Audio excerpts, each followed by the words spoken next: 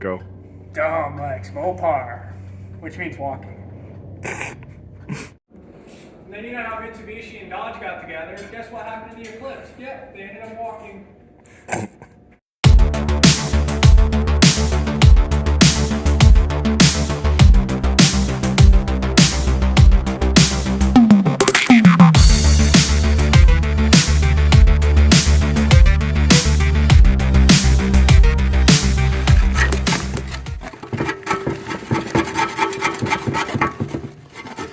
See, prepping this, it'd be nice to scrape off as much dirt as you can before you sandblast. That way, you don't contaminate your sandblast media, and it also speeds up the process.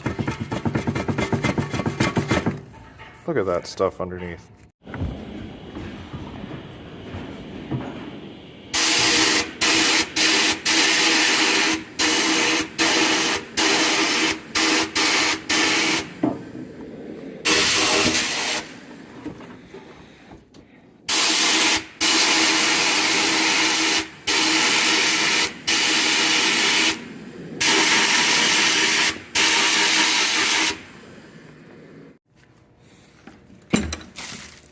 Alright, so we've got the oil pan blasted.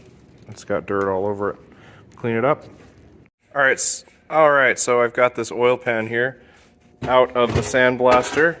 So it's all been blasted off, a lot cleaner. And we're gonna clean, what I want to do is get these straightened up. So if you look at it, if you look at these, the edge of this pan, you'll notice that where the bolts go in, that they're raised. Can't get it in focus. Oh, okay. Anyway, also the rail surface is bent. So we're going to straighten that up. I'm going to show you how it's done. Alright, so the fix is a ball peen hammer. So, ball peen hammer and a block of wood. So I'm not going to show this, but basically the idea is you take the pan rail, support the pan rail with a block of wood, and then you tap over this area with the peen end of the hammer to flatten it. And you do that over each of these. And then once we get that right, then I actually use a solid concrete floor, flip this upside down, and then I'll pound these down to match the flatness of the floor. And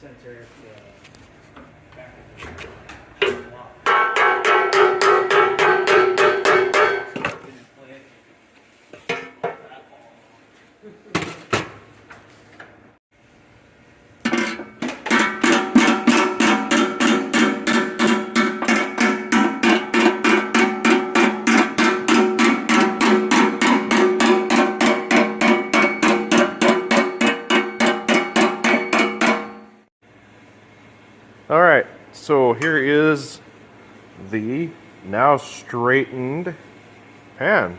So it's all straight. Now we can go ahead and paint this thing. And I just rattle can the crud out of these things, prop it up on a box, and we'll prime it. Our first step is going to be this engine enamel primer. And the key with spraying is just even coats. Don't get too crazy, don't get too heavy.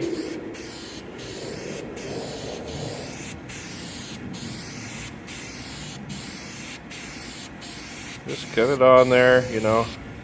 And so we're going to get this painted.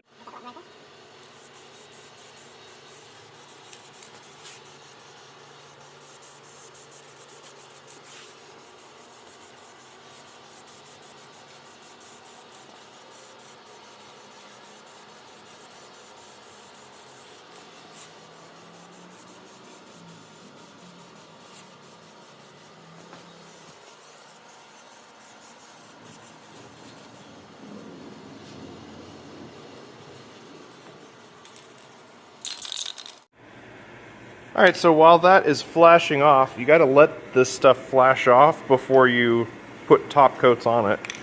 But while that's flashing off, we'll start shaking our paint up. This is Pontiac Blue. which is the color we've chose for the engine. So shake it up real good, agitate it. You want that thing to shake real good, not have any clumps in it, and it'll spray really well. So we went ahead and moved it into the light because, yeah, paint does cure a lot better when there's some heat involved. Back in the back corner of the shop is kind of a cooler area. This flashed off a little bit faster once it got out here.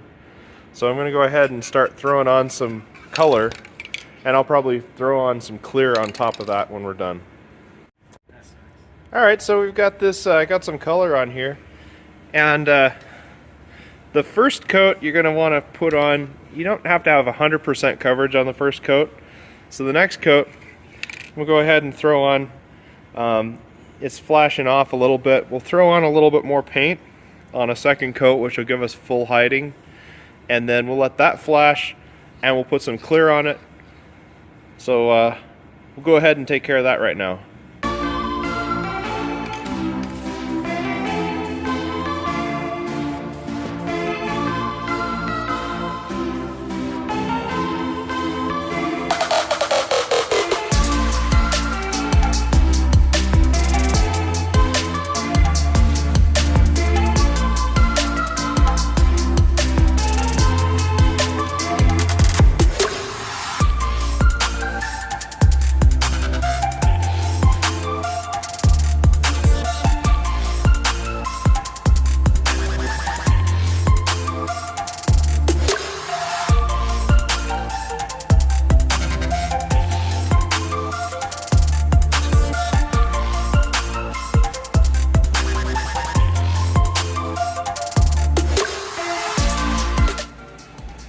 Alright, so here we are with the oil pan, and there we are. We're all cleaned up, and it's all fresh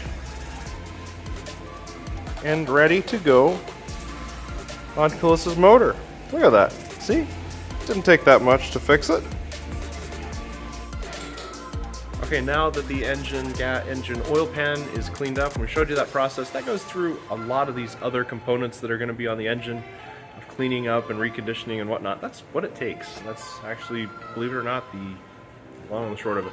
So we're going to go ahead, now that we've got most of it all cleaned up, we're going to go ahead and start assembly on the engine and get that back together again.